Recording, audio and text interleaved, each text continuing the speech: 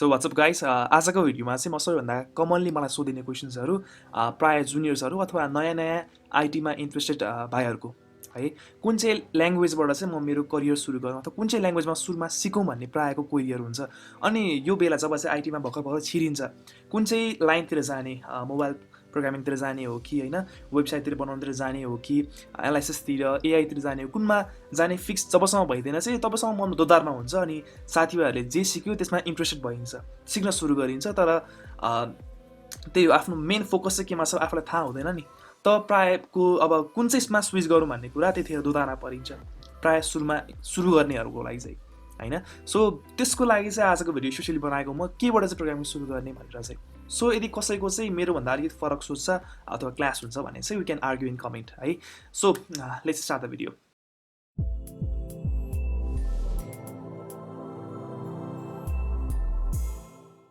So यदि तपाईँहरूलाई चाहिँ करिकुलम बाहेक कुनै अरूमा फोकस गर्नु मन छ, प्रोग्रामिङलाई सुरु गर्न मन छ, फर्स्ट स्टेप टेक्न मन छ होइन, 12 पढ्दै गरेको अथवा 12 पछिका विद्यार्थीहरूलाई भने चाहिँ म सजेस्ट गर्ने ल्याङ्ग्वेज, मैले सजेस्ट गर्ने ल्याङ्ग्वेज भनेको चाहिँ C++ हो। प्रायःको एक्सपेक्टेड एन्सर पनि त्यही नै थियो होला। किन भन्दाखेरि आजको भिडियोमा चाहिँ त्यसकै बारेमा कुरा गर्नेछु है। सो सबैभन्दा सुरुको पोइन्ट किन भन्दाखेरि चाहिँ यो भनेको चाहिँ प्रोग्रामिङको फन्डामेन्टल्स हो। यसले हामीलाई फन्डामेन्टल सिकाउँछ। यदि हामीले कुनै प्रोग्रामिङ ल्याङ्ग्वेज सजिलो छ भनेर अरू चुज गर्छौँ, फर इक्जाम्पल पाइथन, मलाई मनपर्ने ल्याङ्ग्वेज पाइथन भनेको, तर त्यो सुरु गऱ्यो भने के हुन्छ त भन्दाखेरि त्यसले हामीलाई प्रपर मेमोरी युटिलाइजेसनको बारेमा सिकाउँदैन। त्यस्तै यसले हामीलाई प्रपर भेरिएबल डिक्लेरेसन्सहरूको बारेमा अथवा प्रपर ओओबीको बारेमा सिकाउँदैन क्या।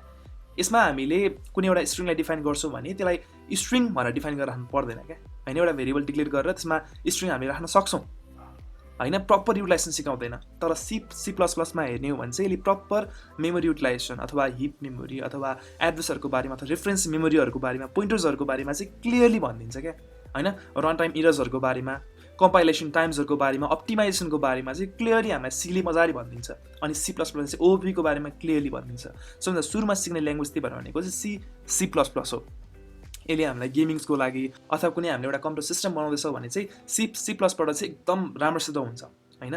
तर यो सिक्दाको अरू एउटा घाटा भनेको चाहिँ के हो त भन्दाखेरि प्रायः यो यसको स्ट्रक्चर देखेर, यसको सिन्ट्याक्सहरू देखेर मान्छे तर्सिन्छन् होइन।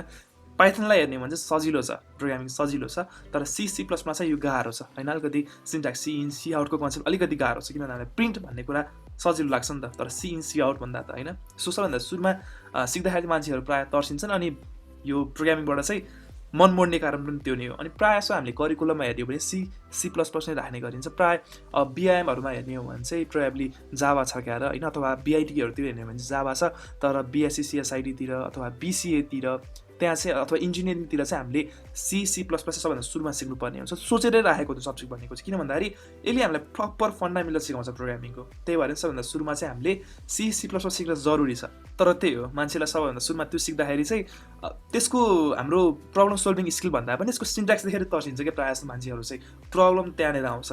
कसैलाई प्रोग्रामिङमा सिरियसली लाग्नु मन छ होइन, प्रब्लम सल्भिङ हो नि त प्रोग्रामिङ भनेको अल अबाउट हो। त्यसको लागि चाहिँ C++ सिक्नुपर्ने छ। तर तपाईँहरू, अब यो भनेको चाहिँ मेरो पोइन्ट अफ भ्यू, मलाई लागेको कुरा हो, कुन चाहिँ सिक्नुपर्छ सुरुमा भन्ने कुरा हो।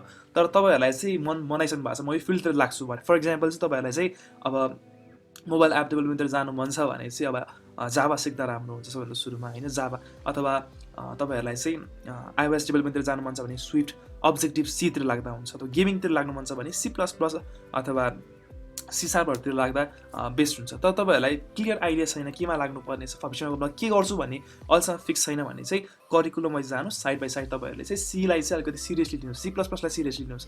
किन भन्दाखेरि हामीले चलाइराख्ने पाइथनको लाइब्रेरीहरू भनेको नि सबै यसमै भन्छ क्या, अनि सीमै भन्छ। अनि अर्को एउटा मलाई लागेको कुरा चाहिँ, तपाईँहरू सुरुमा पाइथन सिक्नुहुन्छ भने तपाईँहरूले कोर कन्सेप्ट सिक्नुहुन्न क्या होइन। तपाईँहरूले सिम्पल प्रोग्रामिङ चाहिँ सिम्पल लाग्छ तपाईँहरूलाई, तर त्यसको कन्सेप्ट सिक्नुहुन्न। प्रब्लम सल्भिङ स्किल त बढ्ला होइन, तर तपाईँहरूलाई चाहिँ कम्प्युटरमा प्रोग्रामिङले कसरी काम गर्छ भन्ने कुरा, मेमोरीको बारेमा होइन, सिस्टमहरूको बारेमा त्यति क्लियर आइडिया हुँदैन। त्यस तपाईँहरूले चाहिँ सुरुमा यदि पाइथन सिक्नुहुन्छ भने तपाईँहरूले प्रायः सबै लाइब्रेरी इम्पोर्ट गर्नुहुन्छ कि, फर इक्जाम्पल अरू कुनै जिएसको फ्रेमवर्कहरू युज गर्नुहुन्छ भने, फर इक्जाम्पल रियाक्ट, एङ्गुलरहरू युज गर्नुहुन्छ भने तपाईँहरूले सबैभन्दा सिम्पल कामको लागि पनि तपाईँहरूले लाइब्रेरी इम्पोर्ट गरेर बस्नुहुन्छ क्या। जुन चाहिँ भनेको चाहिँ प्रोग्रामिङको लागि चाहिँ अलिकति नेगेटिभतिर जान्छ। त्यो भनेको के भन्दाखेरि तपाईँहरूले प्रोग्रामिङ भनेको चाहिँ प्रब्लम सल्भिङ हो। प्रायः जस्तो इन्टरभ्यूमा सोधिने भनेको नि तपाईँहरूलाई चाहिँ अब आइटी पढिसकेपछि त्यो भनेको चाहिँ प्रायः प्रब्लम कसरी सल्भ गर्न सकिन्छ भन्ने कुराहरू, मेमोरी युटिलाइजेसनको बारेमा होइन, अप्टिमाइजेसनको बारेमा त्यस्तो सोधिन्छ क्या। जुन भनेको चाहिँ हामीले C++ एकदम राम्रोसित सिक्छौँ क्या।